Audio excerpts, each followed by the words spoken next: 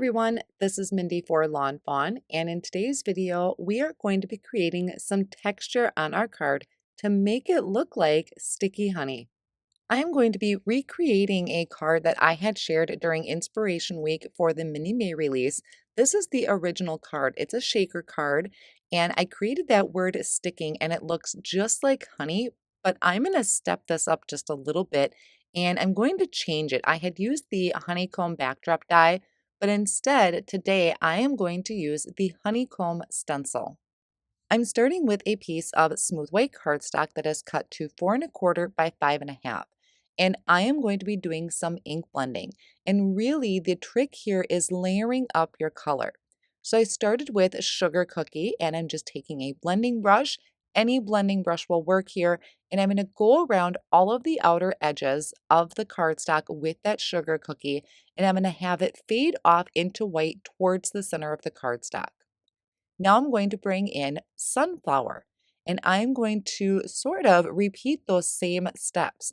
I'm going to start with the outer edges of the cardstock and go towards the center, but just kind of go lighter hand. So I'm leaving some of that sugar cookie there in the center. Then I'm going to switch to another darker color. This is number 2 pencil from Lawnfawn. These are all Lawnfawn inks, which blend beautifully. And I'm going to go around to those outer edges once again, but I keep kind of pulling myself back so I'm not going too far into the center of the cardstock. I really want to build up my color here. Now I'm really going to amp this up by bringing in walnut ink. So this is a nice brown.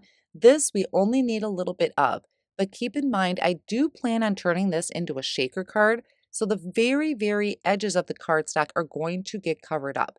I really want to have this kind of just creep in a little bit. It doesn't even have to be perfect all the way around the edges. You could do it maybe just on a couple of the edges.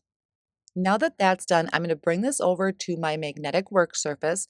I put a little bit of repositionable tape on the back of my cardstock so that it holds down to that work surface for me. And then I'm bringing in the honeycomb stencil. I place that in that top left-hand corner, held that down with the magnets, and then just put some post-it tape over the edges around it in case I get a little bit carried away with my ink blending. Now I'm coming in with number 2 pencil, and I'm going to go over this entire honeycomb area with that ink.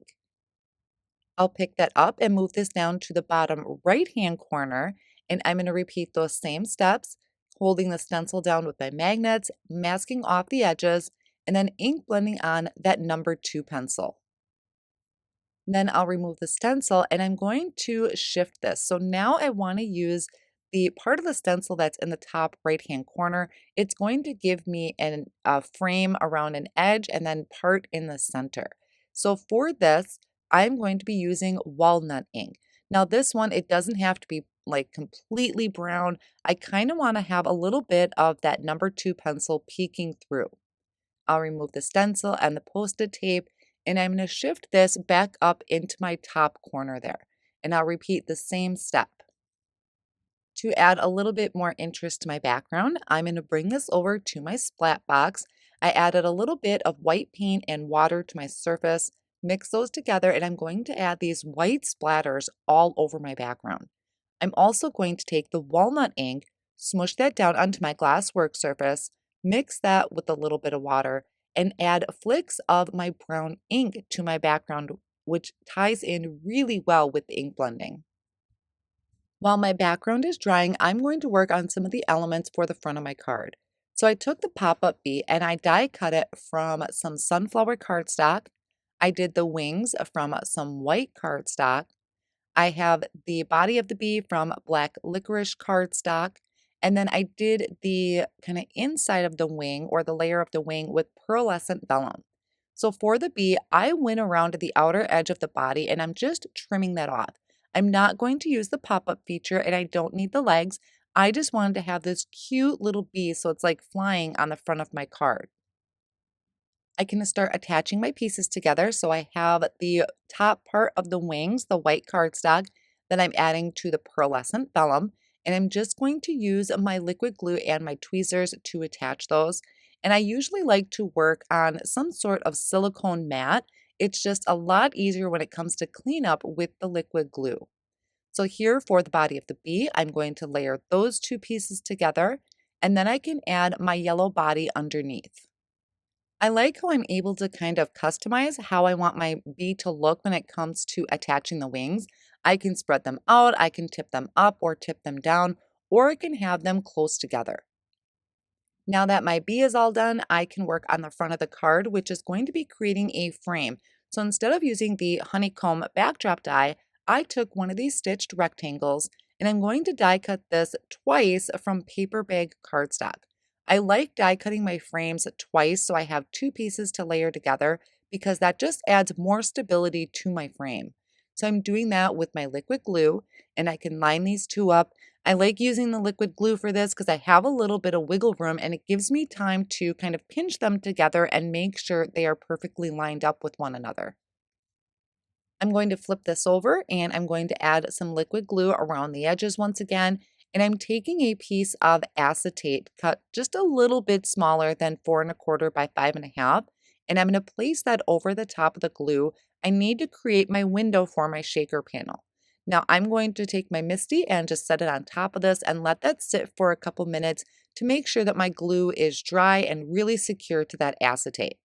Then once that's dry, I'm taking foam strips and I'm going to add them all around the edges. With creating a shaker card, you want to make sure all of your foam is touching on all of the corners. Otherwise, our shaker bits are likely to fall out. I'm going to be filling my shaker pouch with some of these iridescent sequins mix. And then I also found some of my stash that kind of have this honey color to it, which I thought would tie in really nice with the background. So I sprinkled that onto my window in my shaker well. I'm going to make sure none of my sequins are piled up on top of each other because I want this to move freely once I have it sealed up. Then I'm going to take my craft pick and I'm going to pull away the backing of all of that foam tape. I can take my background panel, place it over the top of that exposed adhesive. I usually like to start with the bottom left-hand corner and work my way up and just gently press that down. Then I can flip this over. I can take a look and see if I need to trim anything off of my edges, if I lined it up incorrectly.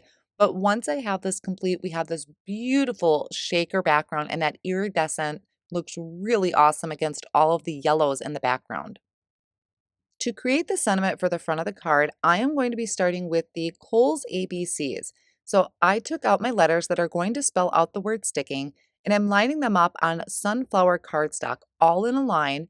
And then I'm going to take some tape and I'm going to stretch that tape all the way across so it touches all of the dies and a little bit off the edges on each side. Then I can take it and run it through my die cut machine, and I'm going to just carefully peel this away. Now this is super handy to tape all of these together in a straight line. You're not having to flip around between so many different dies. I can just take my craft pick, pop out all of the letters, and then I'll pick this up again since they're all still attached. I can place it back onto my cardstock and run that through. So I'm going to die cut this 3 times. I will need to take the I off and do that one separately because I do need the I twice to spell out my word. Now I'm going to do some ink blending. So I separated out my words into 3 piles and I'm just taking one of them and I am going to start with a mini blending brush and I'm ink blending on number 2 pencil towards the bottom of each letter and having it fade off towards the top.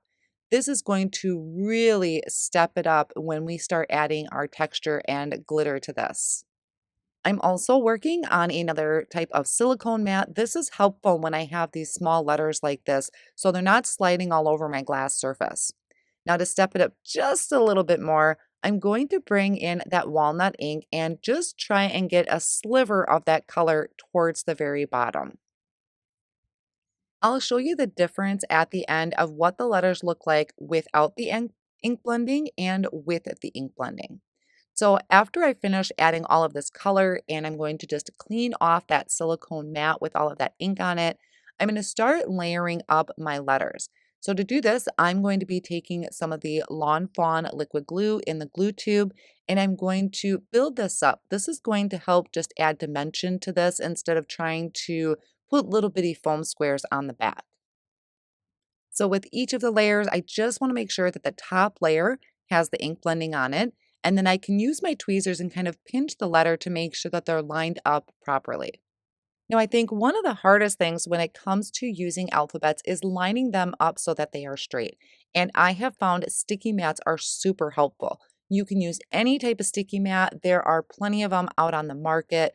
Or maybe if you have a silhouette die cutting machine, that you have one from your silhouette. Or if you sew, you might have a type of sticky mat. I find these really helpful. I line them up. They're holding everything in place for me. I'm following the grid line.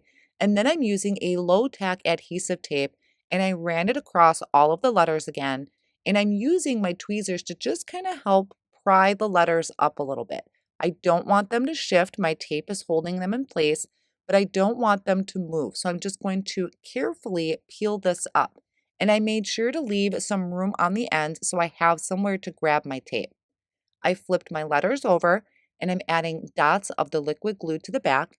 And then holding the tape on the ends, I can place this onto my project. So this is really helpful because I can see where my letters are, make sure everything is straight, gently push down. I don't want to push too hard because I don't want everything to slide on top of that acetate. And then I'm just going to take a heavy block and put it on top and set it aside while I work on my sentiment. Now, the idea to spell out the word sticking on the front of my card actually comes from the Simply Summer Sentiments stamp set. There was one on here that I thought worked really well with my honeycomb background. So I prepped some black licorice cardstock with an anti-static powder tool. I'm inking up this sentiment using the lawnfawn embossing ink. I like to stamp them twice so that I get a really nice good impression. And then I'm going to sprinkle on gold embossing powder, and that gold is also going to tie in with that honey look that I have. Then I can melt that embossing powder with my heat gun. I'm going to then take this and trim it out with a paper trimmer. I wanted it to be a pretty thin strip, and I also wanted to customize this. So the sentiment actually says, "Thanks for sticking with me," but I am going to cut out that word sticking because that is what I spelled out on the front of my card. So here I have "thanks for" and "with me." I'm going to layer this on some thin strips of black cardstock to help build the dimension, or you can use foam squares as well. Now that my sentiment is done, I can peel away that tape to reveal the word sticking, which I have that ink blending at the bottom. And you'll notice that the ink does dry back just a little bit, so it isn't as vibrant because it's dry now versus when it was wet before. Now I can start putting my card together. So I added liquid glue to the "thanks for" and adding that on top of the word sticking. I'm going to take the other part of the sentiment, add liquid glue to that, and add it underneath. For my B, I'm going to add some thin foam squares. So there's not a ton of dimension to it, but just a little bit of lift. I'll then take a white gel pen and I'm going to add some highlights to my B around the head and a little bit around the body. And now we come to where the magic happens with the word sticking. So I am going to take some stickles and I am going to apply this all over the word sticking. And I do this in little circles to make sure that I'm getting complete coverage over all of that letter. I think the hardest part in all of this is waiting for that stickles to dry because it is so shiny and sparkly. And once it dries, it is a really smooth finish and kind of gives everything a little bit of a lift.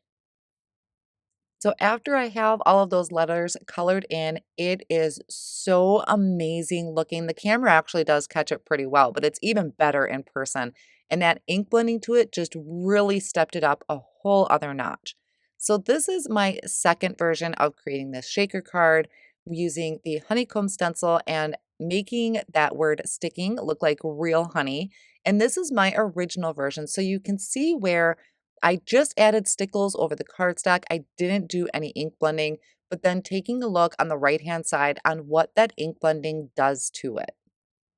That finishes up my video for you today. I hope you enjoyed today's card project and found some inspiration. Thank you so much for joining me, and I'll see you again soon.